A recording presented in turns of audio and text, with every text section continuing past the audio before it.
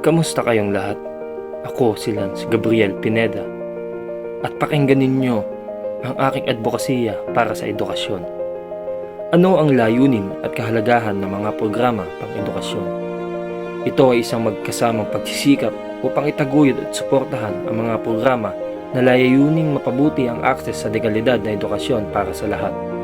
Kasama rin dito ang paglikha ng mga patakaran at plano para sa isang mabuting kapaligiran sa pag-aaral na nagbibigay inspirasyon sa mga mag-aaral na gawin ang kanilang pinakamahusay na bersyon ng kanilang mga sarili. Bakit mahalaga ang pangangalagang pang-edukasyon? Sa isang nagbabagong mundo, ang araw-araw na pag-aaral ay tumutulong sa atin na mabuhay at magtagumpay. Mahalaga ito para sa personal na pag-unlad at tagumpay ng isang bansa. Ngunit hindi lahat ng tao ay may parehong kakayahan na makakuha ng dekalidad na edukasyon.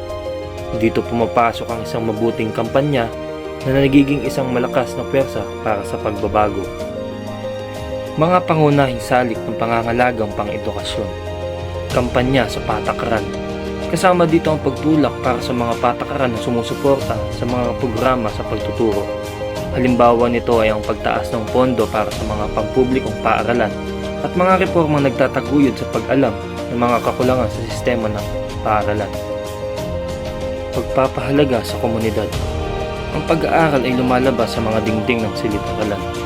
Ito ay lumalampas sa mga hangganan sa pamamagitan ng pagsasangkot sa mas malawak na saklaw ng mga pagsisikap. Layunin nito ang alagaan, suportahan at palakasin ang hinaharap ng pag-aaral. Pagsusulong ng kamalayan. Layunin nito ang pagtaas ng kamalayan tungkol sa halaga ng pag-aaral. Kasama rito ang pagtataguyod ng mga benepisyo na dala ng pag-aaral sa mga tao at lipunan. Halimbawa ng pangangalagang pang-edukasyon. Pagtataguyod ng inklusibong edukasyon. Layunin nitong lumikha ng mga kapaligiran sa pag-aaral na tinatanggap ang kahalagahan ng bawat individual at hinahanda para sa lahat ng mga talento ng mga bata. Layunin nitong magbigay ng espesyal na suporta upang matiyak na ang bawat mag-aaral ay magtagumpay sa kanilang larangan sa pag-aaral. Yun lamang po at maraming salamat.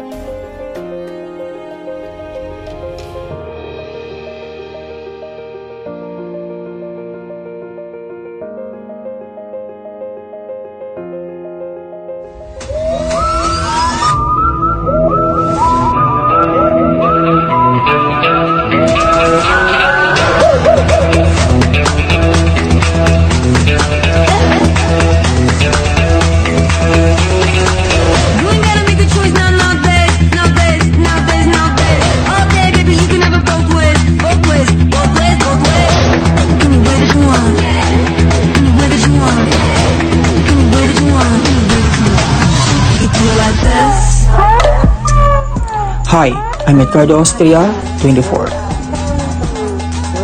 The biggest dream starts with the smallest steps. Don't be afraid to start from nothing. Life isn't about finding yourself. Life is about creating yourself. What keeps me moving? The global economy has shown us a remarkable resilience throughout the pandemic. But the history shows us the real recoveries depend on adaptability and decisive decision-taking. As many parts of the world looking forward to the most acute part of COVID-19 pandemic subsiding, we must unify around a sustainable, inclusive growth agenda. As an advocate of education and community welfare, I do believe that a strong community is the building block of a strong country. There's no other way to rebuild this nation but to start the change among ourselves by educating, engaging, and empowering others, especially the youths who lost their ways during pandemic, that up to until now they're still seeking for the right path towards their dream. As part of an organization called Team Malasakit is a group of individuals that shares one objective and one mission: to promote camaraderie by volunteering and serving the poorest area in our community, by providing a sustainable programs like livelihood program, scholarship, and community meal programs. This act is a powerful tool that we can use to break down barriers in our communities and promote positive relationship and cooperation in different sectors. To be part of Team Malasakit, It leads me to my true purpose in life by serving, giving, and loving others. And I learned that it's not too late to make a difference. There's always something to be thankful for. Look around you, act, think, and do more, and make a world a better place.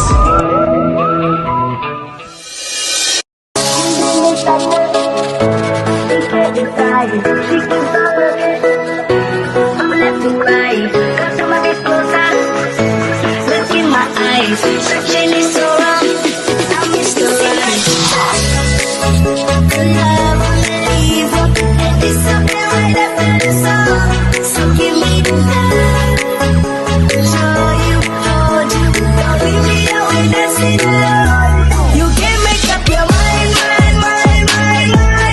Please don't waste my time. I'm not trying to rewind. I wish always could come together as one. Shawty is a eeny, meeny, miny, mo lover. Shawty is a eeny, meeny, miny, mo lover. Shawty is a eeny, meeny, miny, mo lover. Shawty is a eeny, meeny, miny, mo lover. Lito Rivera, I'm Nolito Rivera, 21 years old from Binangonan, Rizal. Ngayon, samahan niyo ako po.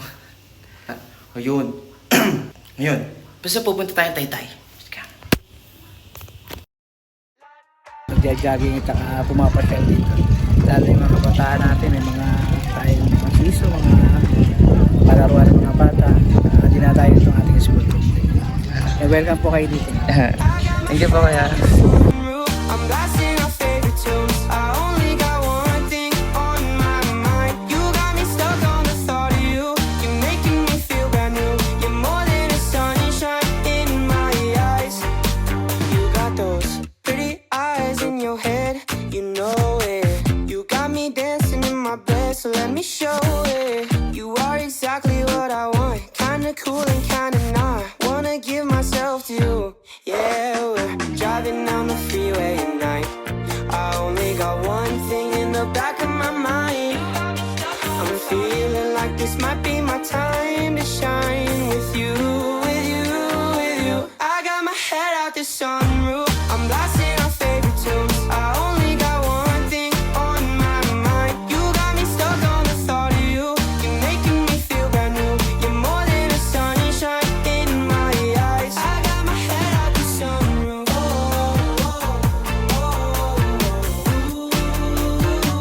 You got me stuck on the thought of you.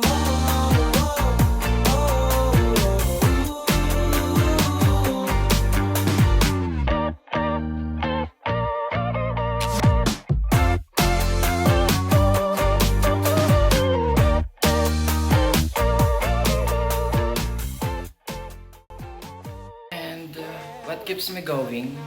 Siyempre yung family ko. Because my family is the one who kept supporting me throughout these years, and I'm very grateful for having them. To my parents, to my two beautiful ates, ayan and to my babies na gusto lagi makipaglaro. Wala rin yung dahilan kaya gusto kong maging successful sa buhay, magkaroon ng maayos na work, para magbukpang sila ng dog food. Well, I still have a long way to go, pero sabi nga nila, enjoy mo yung journey dahil the best moment is yet to come. So gawin mga bagay na gusto mo. Huwag kang matakot, subukan mo lahat kasi mas okay na sumubok ka at matalo kaysa hindi ka talaga sumubok.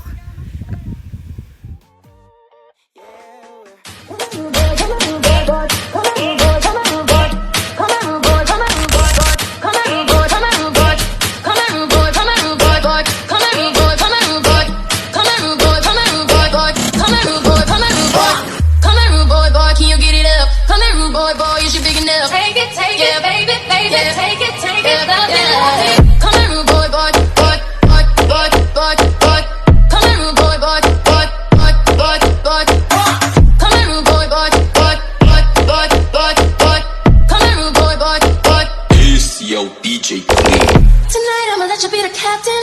Tonight I'ma let you do your thing, yeah. Tonight I'ma let you be a rider. Giddy up, giddy up, giddy up, babe. Tonight I'ma let it be fire. Tonight I'ma let you take me higher. This is Bench, and I'll show you some of my hobbies. I love dogs, and I do have one Samoyed. Every day we have a quality time and giving her the best care and love because she causes us more joy in our family. I love singing and playing guitar. I am also active physically. I do basketball, biking, a gym enthusiast, mountain climbing, surfing, and a certified free diver.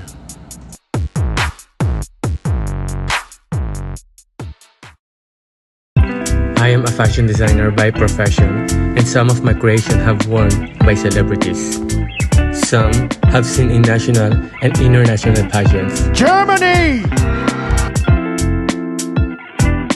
Kenya! Yes, again, another regionally based designer. So this is a young Pampanga-based designer named Benj Legiab, and they were inspired by the barong.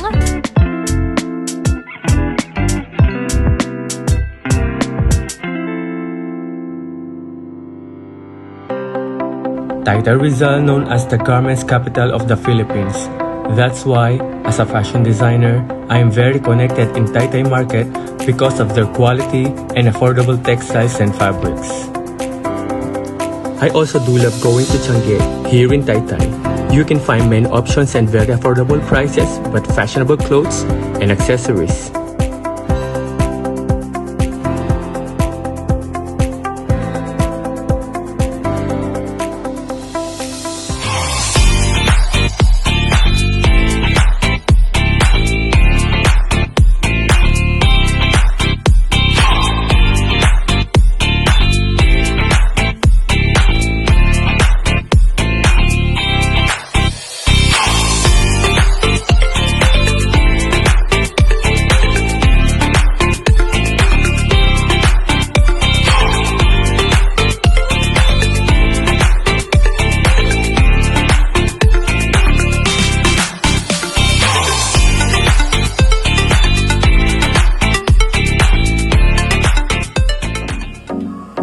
Hello, my name is Yuni Iherbasio.